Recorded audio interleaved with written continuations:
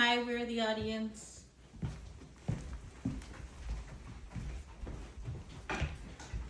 Have you ever packed your bags for a vacation? Have you ever forgotten to put something in your bags? It happens to all of us. And one of those items that I'm referring to is the toothbrush.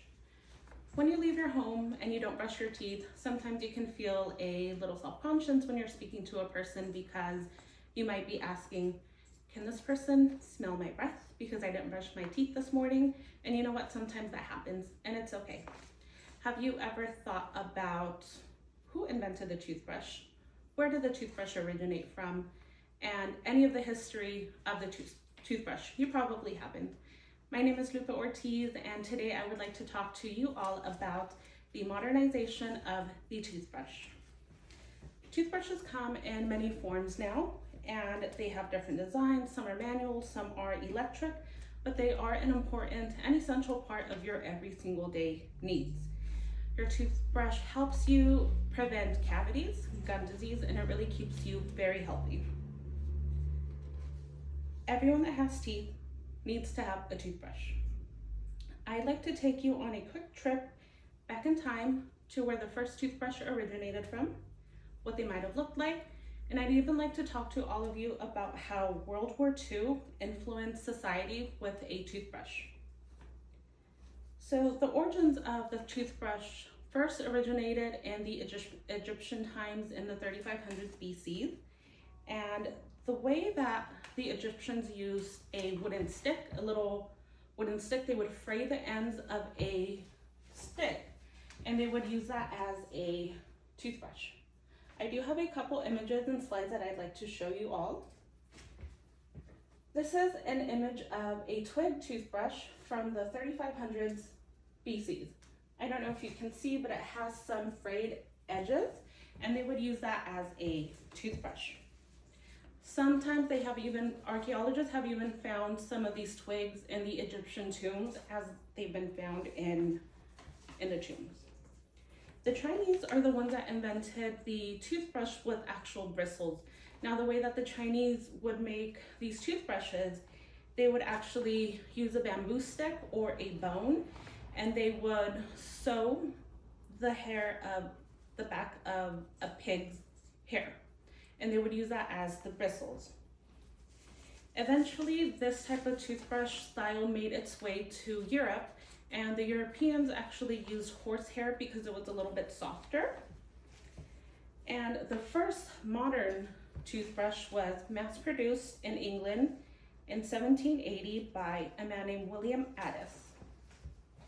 William Addis created this toothbrush here, where they would sew in also hair of pigs, and this is what was mass-produced back in the 1780s. And then in 1844, they added the third row of toothbrushes and toothbrush rows, and this is actually what you already have probably in your restroom. This is still a style that we use today. So in 1938, DuPont actually invented the nylon bristles. The nylon bristles is actually what we're still using to this day. And this was the first true modernization of the toothbrushes that was mass produced. And this toothbrush looked like this. Very similar to what we have nowadays. You can still see the third row bristles. And yes, that is the famous DuPont. And this toothbrush was called Dr. West's Miracles toothbrush. The invention of the nylon toothbrush was revolutionary. We still use this fiber in toothbrushes today because it does not harbor bacteria. But it was not until World War II that Americans adopted the habit of brushing their teeth. World War II happened in 1939 through 1945. Soldiers were actually required to brush their teeth for many reasons. They were required to brush their teeth because in World War I, they realized if soldiers had active disease or cavities or infection, they were not able to fight in the war. And when the war was over, soldiers returned home and they actually taught their family members and their children how to brush their teeth.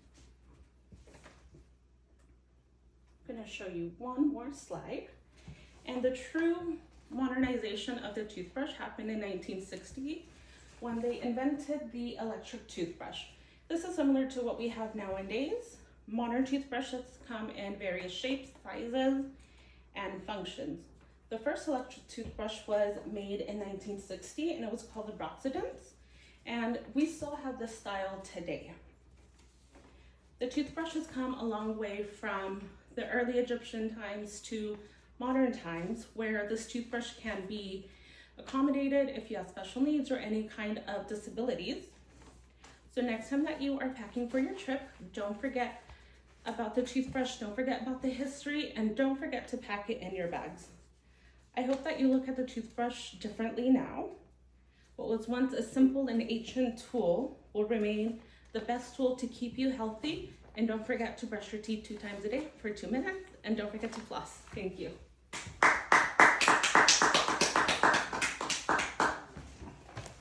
What was the time on that? Yeah. 6:10.